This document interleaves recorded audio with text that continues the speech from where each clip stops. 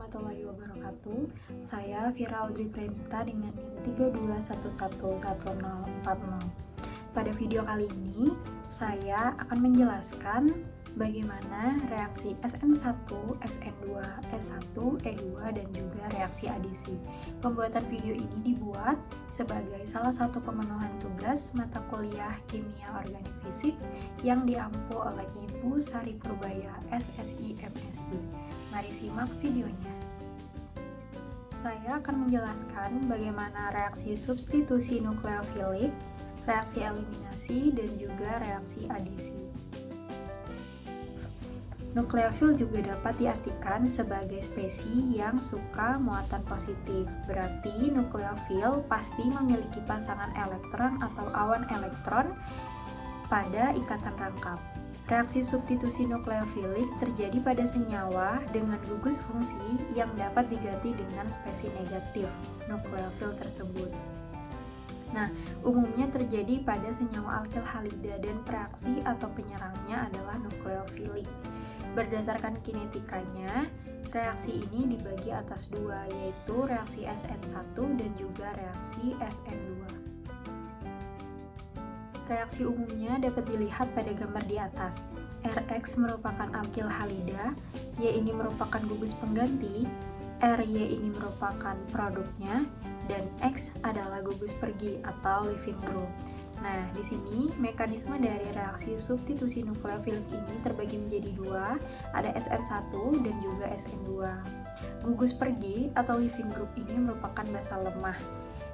Ada I, Br, Cl, dan juga F. Nah, semakin ke kanan, maka leaving groupnya ini akan semakin kurang reaktif. Sedangkan bila semakin ke kiri, leaving groupnya ini akan baik atau lebih reaktif. Kita bahas yang mekanisme reaksi SN1 terlebih dahulu. Jadi pada reaksi SN1 ini terjadi pelepasan leaving group terlebih dahulu, lalu terbentuk karbokation. Nukleofil baru menyerang elektrofil dan tahap ini adalah tahap yang cepat.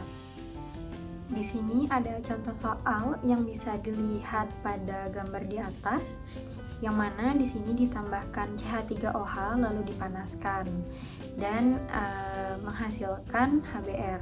Untuk mekanismenya seperti ini. Br ini merupakan leaving group, sehingga Br lepas duluan, lalu nukleofilnya ini membentuk karbokation. Nah, lalu nukleofilnya diserang oleh elektrofil yang baru, yaitu CH3OH. Nah, lalu menjadi seperti senyawa di samping. Kemudian dieliminasi dengan H+, sehingga menghasilkan senyawa ini, dan lalu H ini berikatan dengan Br yang leaving group lepas tadi, sehingga menjadi HBr. Selanjutnya kita bahas tentang mekanisme reaksi substitusi nukleofil SN2. Nah, pada reaksi SN2 ini nukleofil menyerang elektrofil saat elektrofil belum lepas, sehingga pada keadaan transisi terikat dengan nukleofil dan leaving group. Di tahap terakhir, leaving group lepas dan membentuk ikatan baru antara elektrofil dan juga nukleofil. Nah, mekanismenya seperti ini. Ada serangan nukleofil dari depan, kemudian nukleofilnya berikatan. Ini dinamakan keadaan transisi atau transition state. Lalu kemudian leaving groupnya, yaitu di sini Br, itu lepas. Baik, selanjutnya ada reaksi eliminasi. Reaksi eliminasi adalah reaksi pembentukan ikatan rangkap dari ikatan tunggal menghasilkan leaving group. Reaksi eliminasi dapat disebut juga sebagai kebalikan dari reaksi adisi. Untuk reaksi eliminasi juga sama seperti reaksi substitusi nukleofilik, yaitu berdasarkan kinetikanya terbagi menjadi dua, ada reaksi E1 dan juga reaksi E2. Baiklah, mari kita bahas yang reaksi eliminasi E1 terlebih dahulu, yaitu reaksi unimolekuler.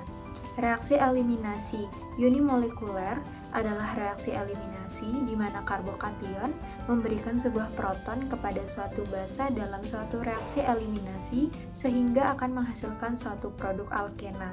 Dalam reaksi ini, hanya satu molekul saja yang menentukan reaksi.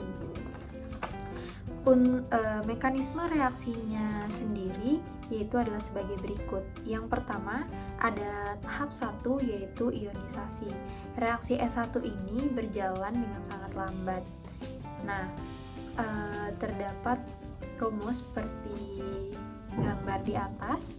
Br sebagai leaving group, lalu Br pergi meninggalkan, lepas berikatan dari molekulnya. Nah, kemudian ada tahap 2. Tahap 2-nya di sini yaitu penarikan proton oleh basa yang berlangsung dengan cepat. Jadi bisa dihasilkan dua kemungkinan di sini. Yang pertama diserang melalui atas, yang kedua karbokationnya diserang melalui bawah. Seperti gambar di atas, di gambar yang pertama ini O akan menyerang H, lalu kemudian akan berikatan, dan ikatan H ini akan berikatan dengan C karbokation sehingga menghasilkan seperti gambar di atas. Nah, untuk kemungkinan yang kedua yaitu O menyerang H dan lalu akan menjadi berikatan, tapi kemudian ikatan H di sini menyerang karbokationnya dari bawah sehingga akan berikatan seperti gambar. Mekanisme reaksi S1 ini hampir selalu bersama dengan reaksi SN1. Pada saat karbokation membentuk, ada dua kemungkinan, eliminasi atau substitusi dan campuran produk yang akan dihasilkan. Reaksi S1 ini sifatnya stepwise, sehingga dibutuhkan molekul yang memiliki karbokation yang stabil. Contohnya, karbon seperti tertiary, alilik, dan juga benzilik. Selanjutnya, kita bahas tentang reaksi eliminasi E2, biomolekuler. Reaksi E2 ini adalah concerted, sehingga ada dua kemungkinan produk. Reaksi E2 adalah reaksi eliminasi alkil halida yang cenderung dominan bila digunakan basa kuat seperti OH dan OR dengan temperatur tinggi. Secara khas, reaksi E2 dilaksanakan dengan memanaskan alkil halida dengan OH dalam etanol. Reaksi E2 ini berjalan tidak lewat suatu karbokation sebagai zat antara, melainkan berupa reaksi serempak atau concerted reaction, yakni terjadi pada satu tahap, sama seperti reaksi SN2. Salah satu syarat terjadinya reaksi E2 adalah atom hidrogen yang akan dieliminasi harus bersifat anti dengan leaving group. Posisi anti berarti posisi hidrogen dan leaving group saling bertolak belakang. Pada reaksi eliminasi dikenal dua jenis produk yang mungkin terbentuk, yakni produk Zaitsev sama dengan produk Markovnikov dan produk Hofmann sama dengan produk anti-Markovnikov. Untuk mekanisme reaksi E2 sendiri yaitu sebagai berikut. Molekul OH menyerang proton dan mendorong elektron untuk melepas bromin sehingga terbentuk dua butenat. Jadi nukleofil OH di sini menyerang H. Lalu kemudian ikatan H menjadi rangkap dua dan Br sebagai leaving group ini melepaskan ikatannya sehingga dihasilkan molekul senyawa seperti pada gambar. Untuk mekanisme tahapan reaksi eliminasi E2 sendiri, dalam reaksi E2 yang lebih dominan adalah substrat yang mengandung gugus pergi yang baik, berikatan dengan atom karbon tetrahedral. Basa kuat non-nukleofilik, tidak terjadi pembentukan karbokation, pembentukan secara serempak, dan produk Zaitsev. Masuk ke pembahasan yang terakhir yaitu reaksi adisi. Reaksi adisi adalah reaksi pemutusan ikatan rangkap menjadi ikatan tunggal dengan memasukkan gugus fungsi yang baru. Mekanisme reaksi adisi ini ada dua jenis. Yang pertama concerted, yang terjadi secara bersama-sama, Yang kedua ada stepwise, yaitu yang mengikat satu persatu. Reaksi adisi sendiri terbagi menjadi 3, yaitu reaksi adisi nukleofilik, reaksi adisi elektrofilik, dan juga reaksi adisi radikal bebas. Nah, kita bahas satu persatu untuk ketiga jenis reaksi adisinya. Yang pertama ada reaksi adisi nukleofilik. Jadi, pada reaksi adisi nukleofilik, nukleofil menyerang atom pada ikatan rangkap yang memiliki muatan parsial positif. Bisa dilihat seperti pada gambar. Jadi, nukleofilik menyerang atom dengan ikatan rangkap. Kemudian, ikatan rangkapnya ini lepas atau terpecah. Lalu ikatan rangkap yang terpecah tadi berikatan dengan H, kemudian terpecah lagi ikatan rangkapnya menjadi O saja, lalu dieliminasi dengan H+, sehingga berikatan kembali menjadi OH. Yang kedua yaitu reaksi adisi elektrofilik. Pada reaksi adisi elektrofilik, senyawa dengan ikatan rangkap akan menyerang elektrofil yang bermuatan positif. Contoh reaksi adisi elektrofilik adalah reaksi halogenasi, hidrohalogenasi, dan juga pembentukan halohidrin pada alkena.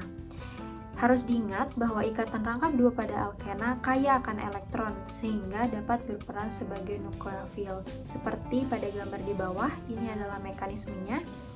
Ada 3,3 dimetil 1 buten bereaksi dengan HCl, lalu menghasilkan 2 produk, ada produk minor dan juga produk mayor. Produk minornya yaitu 3-kloro 2,2-dimetil buten dan produk mayornya yaitu 2-kloro 2,3-dimetil buten. Yang terakhir, ada reaksi adisi radikal. Pada reaksi adisi radikal, spesi radikal menyerang ikatan rangkap, menghasilkan spesi radikal. Layaknya reaksi substitusi radikal, mekanisme reaksi adisi radikal juga dibagi menjadi 3, yakni inisiasi, propagasi, dan juga terminasi. Contoh reaksi adisi radikal adalah reaksi hidrobrominasi, yaitu penambahan HBr pada alkena dengan peroksida. Fungsi dari peroksida adalah sebagai inisiator reaksi radikal. Nah, untuk mekanismenya bisa dilihat pada gambar. Itu saja penjelasan dari saya tentang reaksi SN1, SN2, S1, E2, dan juga reaksi adisi. Semoga penjelasan tadi bermanfaat dan mohon maaf apabila masih terdapat banyak kesalahan. Saya akhiri. Wassalamualaikum warahmatullahi wabarakatuh.